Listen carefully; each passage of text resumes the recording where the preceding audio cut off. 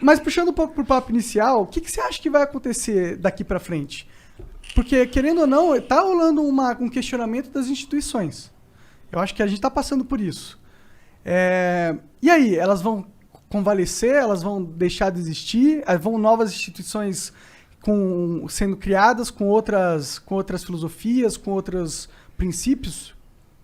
Não, primeiro, no caso da OMS, por exemplo, que você falou, essas instituições são novas, né? Se a gente pensar em termos de Igreja Católica, tem 2000 anos. Essa é uma instituição foda. Sim. Né? Não a OMS ou a ONU. Sim. A Igreja Católica é uma instituição foda. Mas ela mesmo caiu, tá em total descrença pouco. Não, mas ainda tem muito católico. Tem, com certeza. Católico pra cacete. Com certeza. Né? E assim, se você pensar, hoje ela é mais forte do que era 1800 anos atrás. Certo? Com certeza. Inclusive ela tem mais aparato hoje do que tinha. Às vezes a gente tem a impressão que mas ela é um poder antes... mais, é um poder mais escondido, é um poder mais mas acho que relativamente ela tinha mais poder antes. Não, é que assim, primeiro, no ano 1300, por exemplo, para você conseguir fazer uma coisa na Europa, onde está a sede da Igreja Católica, apesar que não começou lá, mas assim, propriamente o cristianismo, né? Mas assim, para a Igreja Católica fazer uma coisa acontecer, você não tinha penhora online, entendeu? Hoje o Estado é infinitamente mais poderoso do que era antes. Hoje um juiz tira sua grana com um clique. E se você quiser provar que estava errado, vai levar 5 anos. E você vai gastar um dinheiro do caralho para conseguir ver esse dinheiro de volta, certo? Verdade. A Igreja Católica não tinha esse poder no ano 1300. Ninguém tinha. Não só a Igreja Católica. Então, às vezes, a gente tem uma imaginação que a Igreja Católica era muito poderosa na Idade Média, mas esse poder, ninguém tinha um poder como se tem hoje. Que você chega num lugar rápido. Compara com peste. A peste não viajava tão rápido como viajou o coronavírus. Porque não tinha avião. Como hoje você tem uma capacidade positiva de poder, como se fala, você vai lá e faz uma coisa acontecer, você vai lá e toma a terra de alguém, você vai lá e não deixa a pessoa entrar no lugar que não se tinha antes. A estrada, o cavalo, levava... Ninguém sabia quem era quem. Não se sabia que era o rei. Você não sabia que era o rei. O rei podia andar na rua e ninguém sabia, porque ninguém sabia a cara dele. Certo? Ninguém sabia. Ninguém sabia quem era tal pessoa. Porque você não tinha foto, você não tinha televisão, você não tinha como a imagem da pessoa viajar. Esse aqui é o rei, ó, tá vendo? Não tinha. Tem filmes que mostram isso muito bem. Eu lembro de um filme especificamente sobre a Joana d'Arc, acho que assisti esse filme. do Luc Besson, né? Não, tu não assistiu esse filme. Era um negócio de trabalho de escola. É uma com a Mila Jovovich. Ela é antiga, de 1990, não é? Alguma coisa assim, Pode isso crer. mesmo. Então tu assistiu esse filme. Eu assisti. Então, assim, tem uma cena em que ela entra no lugar onde está o rei, né? Porque a Joana d'Arc, todo mundo sabe a história dela e tal, acabou virando uma heroína nacional francesa, mas assim, ela entra na sala e tem um cara vestido de rei. O rei era outro. Uhum. Mas eles fazem isso por quê? Porque ninguém sabia que era um rei, fora aquelas 5 pessoas que viviam ali. Mais que 5, mas um número pequeno. E ela acerta quem é um rei, é claro, é um filme. A ideia de que ela estava iluminada por Deus, entendeu? Então ela sabia que era um rei de França. O filme joga com o fato que era real. Então, quando a gente pensa em poder, uma coisa é o que a gente imagina que era o poder. Nunca houve um poder... Por exemplo, a Igreja Católica não conseguiu ter o mesmo poder que o Império Romano teve. O Império Romano, para a época, teve um poder do cacete. Fez estrada, fez esgoto, fez aqueduto, montou esquemas de escola, certo? Organizado militarmente e tal. Então, quando você pergunta o que eu acho, quando fala da OMS, por exemplo, sei lá, daqui uns 5 anos, quando ninguém lembrar da pandemia, porque vai esquecer, como se esqueceu a gripe espanhola, talvez ninguém lembre que a OMS cagou, entendeu? Entendi. Talvez ninguém lembre. E talvez não tenha nenhuma outra estrutura que consiga lidar com todos os conflitos que existe, por exemplo, dentro do mercado da saúde. Porque o mercado da saúde só cresce. Então, ele vai precisar, como já precisa, de algum sistema de contrapeso no conflito entre Estados Unidos e China no mercado da saúde, e a OMS faz um pouco esse papel, entendeu?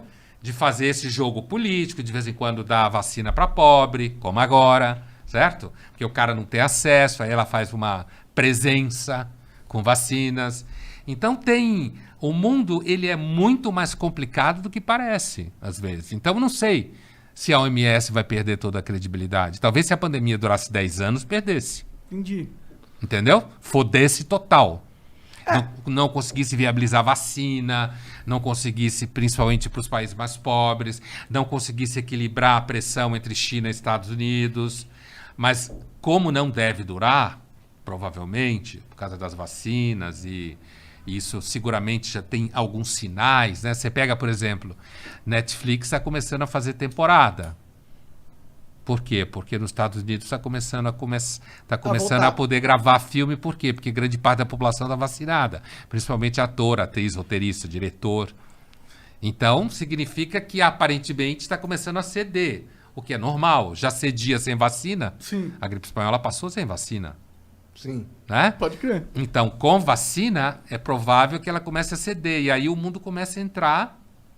Voltar a como tava antes, quando ninguém nem mencionava OMS, essas porra.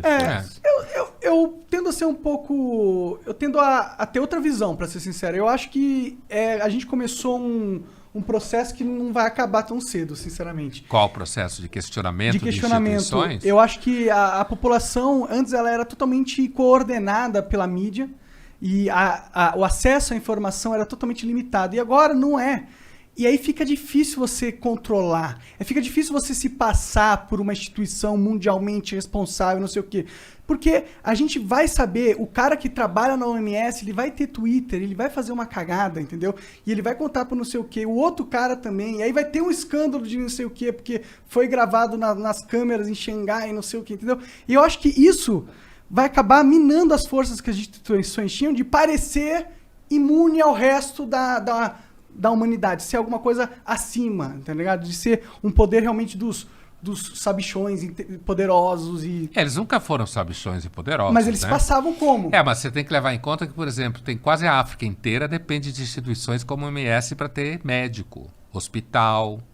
Então, talvez em lugares onde você tem mais acúmulo econômico e é mais organizado, eu pego, por exemplo, nós três aqui, provavelmente até agora, a gente não precisou da OMS. De repente, eu já tomei uma dose da vacina, vocês vão tomar também em algum momento. Quer dizer, a gente não está imediatamente precisando da OMS. Mas quem quiser ir para a Europa vai precisar da OMS para testar a vacina que você tomou, por exemplo. Isso é o poder político. Quem está na África depende de Médicos Sem Fronteira, depende da OMS, depende da ONU. Então, essas instituições, elas têm muito dinheiro, porque, inclusive, isso faz com que a África não exploda mais do que explode, por exemplo. Entendeu? Eu acho, o que você fala, eu acho que é mais visível o que você fala em questões de eleição, por exemplo. O que você está falando. Que você tem uma desarticulação de processos centralizadores por conta da sociedade em rede, que é o que você está falando. Então, nas eleições a gente sente isso já. No Brasil a gente sentiu, Macron foi um efeito disso na eleição da França. E está sentindo agora também. Nos Estados, agora desde a questão dos coletes amarelos, certo? Nos Estados Unidos também se sentiu isso, tanto no Trump quanto para derrotar o Trump agora, certo? Então você tem discussões, porque na realidade as redes sociais também, elas são business, né? Total. Elas são business. Então, uma coisa é um carinha postar um vídeo que vira um escândalo, mas esse escândalo de hoje pode sumir amanhã, né? Que nem cancelamento. Cancela hoje e descancela amanhã. E aquilo que cresce nas redes sociais, cresce porque tem capital dentro. E esse capital está preso numa rede de capital. Então, tem aí um processo que assim, as redes sociais não são livres. Sim. Como um cara ingênuo acha que é quando está com o celular na mão, filmando a si mesmo em casa. Ele é um tonto que ninguém vai querer saber dele. Quando você cresce, você entra na lógica produtiva do capital. Mesmo... Não é que o cara pediu comida mesmo, cara? Porra, eu vou até passar um álcool na mão. Os charutos estão chegando. Tá. Pediu um charuto também. Vou levar pra casa, porque vocês não fumam essa merda. Eu vou fumar, pô. Porra nenhuma. Eu vou fumar sem saber fumar, mas eu vou fumar. Vai ficar vomitando na cara da mulher fumando charuto, pô. Não, é que eu vi a velocidade que tu fumou esse charuto aí e fiquei um pouco impressionado. Porque quando eu vou fumar o charuto, ele dura muito mais do que durou contigo. É, porque você não é profissional, né? Eu preciso aprender. Então eu preciso fumar com você pra poder ter umas aulas aqui, entendeu? E depende também do tamanho do charuto e da bitola, né? Quando você fuma quando você pega um Churchill, por exemplo, que é muito mais comprido, tem bitola maior, você vai levar mais tempo, claro. Não, mas Esse é um siglo 2, ele é desse tamanho. Eu nem sei qual foi o charuto que eu fumei, mas eu acho que era, inclusive, menor que esse daí que tu fumou.